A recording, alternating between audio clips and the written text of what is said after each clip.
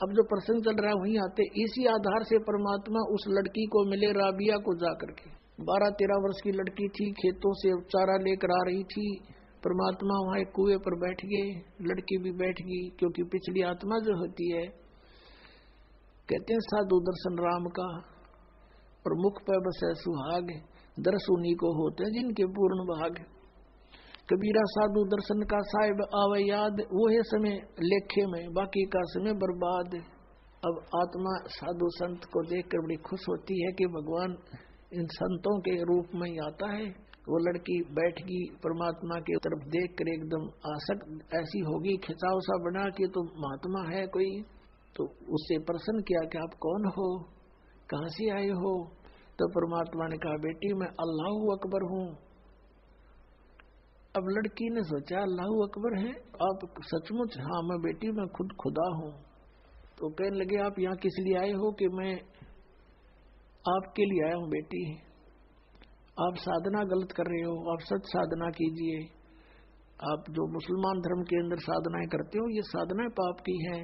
मांस खाते हो, हैं तुम, ईद बकरीद मनाते हो, ये साधनाएं अच्छी नहीं है तुम्हारी। वो कहने जी हम नमाज करते हैं। नमाज तो अच्छी बात है, वो तो प्रार्थना है प्रभु की, लेकिन करती किसके हो? अब किसी की एप्लीकेशन लिखकर चल पड़े, नाम अगले का लिखा नहीं कि किसको देनी है, किसी डीसी को देनी है या कमिश्नर को देनी है, नाम कितना लिखा नहीं, साहब लिख दिया ऊपर, अल्लाह कहो साहब कहो। तो कौन सुनेगा तेरी एप्लीकेशन ने? या नमाज तुम करते भी हो तो तुम किसके नाम भेज रहे हो? ये क्यों? तो बेचून अल्लाह है, बेचून है, फिर तुम्हें क्या मदद करेगा? वो बेचून है तो निराकार है। तो लड़की वो तो मालिक के सामने इस अज्ञान का कहाँ ठिकाना है। लड़की बहुत प्रभावित हुई, कहा बेटा तुम असक जन्म हो गए भटकत्या ने हैं, अब पिछले जन्म में मनुष्य थे तो अब मनुष्य हो गए, अगले जन्म में भक्ति ठीक ना हुई तो पशु बन जाओगे, या मनुष्य भी बन गए तो ये प्रोसीजर फिर शुरू तुम्हारा, ये कोई एंड है इसका? तो बेटी बहुत प्रभावित हुई और उसने कहा भगवान फिर क्या करूं? कि बेटी उपदेश ले मेरे से और भक्ति कर डट के, अपना भजन किया करे। कहने लगे जी ये साधना है जो मुसलमान धर्म की है, ये ना करना बिल्कुल भी। जैसे मैं कहूँ ऐसे नमाज ये कर दो, मैं आपको बता रहा हूँ, भक्ति करते रहना और ये मांस मिट्टी नहीं खाना। जो बोले जी वो कंपलसरी कर देते हैं, नमाज भी करनी होती है कि नमाज भी कर लेना, लेकिन टेक का मत्था अपना यो मंत्र करती रहिए, बस हो गई नमाज। बोला जी ठीक है। तो उस लड़की ने उपदेश ले लिया, मालिक उपदेश देकर चले गए। इतनी प्रेरित होगी ज्ञान से, उसने फैसला कर लिया कि मैं विवाह नहीं कराऊंगी और अपना मोक्ष कराऊंगी। अब उसी दौरान घर वालों ने क्या किया, भाई लड़की युवा होगी, इसकी शादी तैयारी करो। लड़की ने घर वालों से कह दिया कि मैं विवाह नहीं करूंगी। और मुसलमान धर्म में एक विशेषता है कि लड़की को बैठा देंगे पहले और लड़की से पूछते हैं कि बेटी तुझे ये विवाह मंजूर है? अगर वो स्वीकृति दे देती है तो विवाह होगा, नहीं तो नहीं होगा। अब वो लड़की ने मना कर दिया, घर वाले भी असमंजस में पड़ गए, भाई इन्हें कहा हो ही नहीं सकता किसी सूरत में भी। माता पिता चिंतित हुए, बहुत समझाया, बेटी हमारी इज्जत का सवाल है, न्यू है, ऐसे है, सौ कुछ कहा। वो बोली मैं नहीं शादी करानी। अब घना चिंतित हो गया, माता पिता का अन्न छूट गया लोक लाज के कारण। तो लड़की को अपने आप को प्रेरणा हुई, सोचा उसने कि चलो देखी जाएगी, माँ बाप कहते हैं विवाह कर लेती हूँ, लेकिन आगे जाके अपने पति से मैं साफ कह दूंगी मैं संतान उत्पत्ति नहीं करूंगी। ये डिटर्मिनेशन करके उसने स्वीकृति दे दी। विवाह हो गया। एक बहुत अच्छे नेक व्यक्ति थे, अच्छा अधिकारी था, अफसर था, उससे उस बेटी का ब्याह हो गया मुसलमान के। तो वहां जाते ही उसने अपने पति से कह दिया जी बात सुनो मेरी, मैंने एक प्रतिज्ञा कर रखी है अपने गुरुजी की कसम खा के, मैं संतान में उत्पत्ति नहीं करूंगी, मैं गृहस्थ कर्म नहीं करूंगी, और यदि आप मेरे साथ जबरदस्ती करोगे तो मैं आत्महत्या कर लूंगी। ये मेरा फाइनल फैसला है। तब वो सोच गया भी ये बात क्या बनी। कहने लगा बात बता, फिर आपने निकाह स्वीकार क्यों किया था? मना कर देते, कोई आप पर प्रेशर थोड़ा ही था।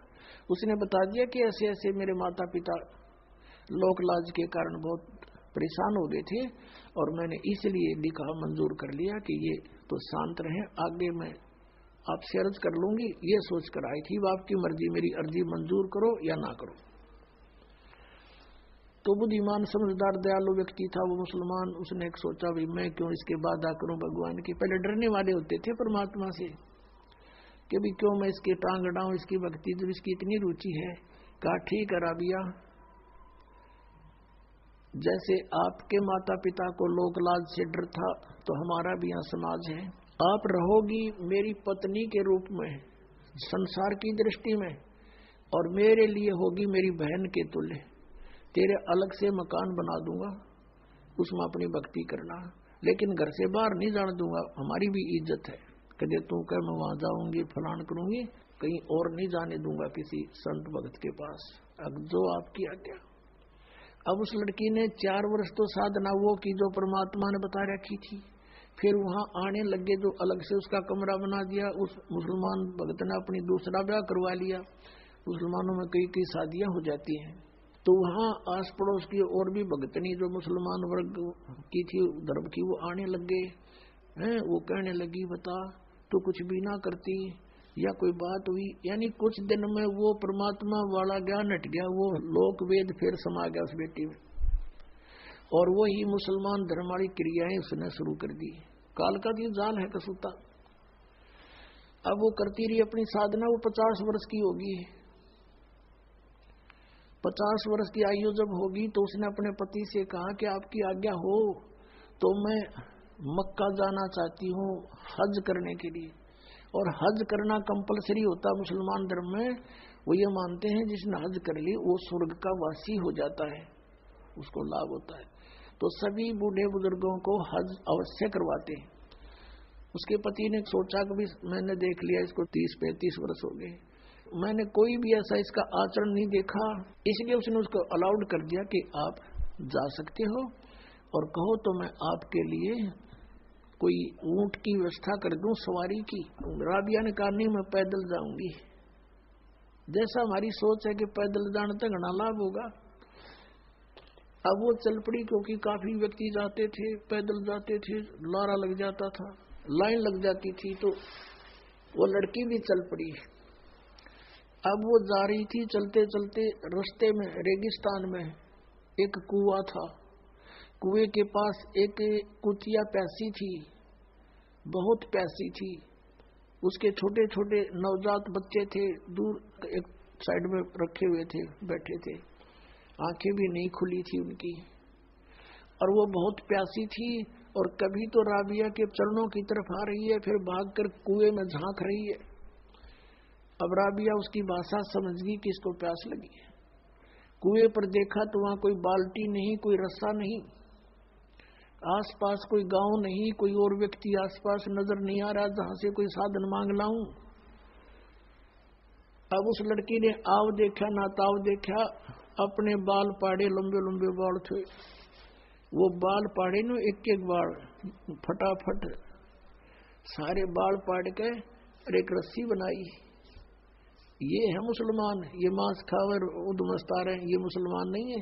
वह लड़की थी मुसलमान। कहते दया बिना दरवेश कसाई, जिसके दया नहीं वो भगत किसा। लंबी लंबी इतनी लंबी रस्सी बांटी अपने बाड़ाते हैं, बहुत नीचे दल होते थे, और अपने वस्त्र निकाल कर, पहले मोटे मोटे खद्दर के कपड़े होते थे, वो कपड़े निकाल कर उसका बांध के और पानी में भिगोए। एक मटका पड़ा था टूटा हुआ घड़ा, आधा हिस्सा उसको निचोड़ा और उसमें डाल दे, कुतिया टूट कर पड़ गई, साथ की साथ पी जावे। तो कुतिया को पानी से छकाया और अपना जो लहू लुहान होगी थी वो कपड़े ऐसे अपने कपड़ों से पहुंच के उनको धो धा के सूखा झाड़ झूड़ के से और पहन लिए, और पहन के चलने की तैयारी की थी मक्का में। कहते वो मक्का वाली बिल्डिंग एज इट इज उठ के और वहां आ खड़ी हुई उस कुएं के साथ में, जैसे प्लेटफार्म पर रेलगाड़ी लग जाती है। उसने देखा मक्का, मक्का पहुंच गई, मैं सपना सा हो गया, एकदम दौड़ के उसमें चढ़ी।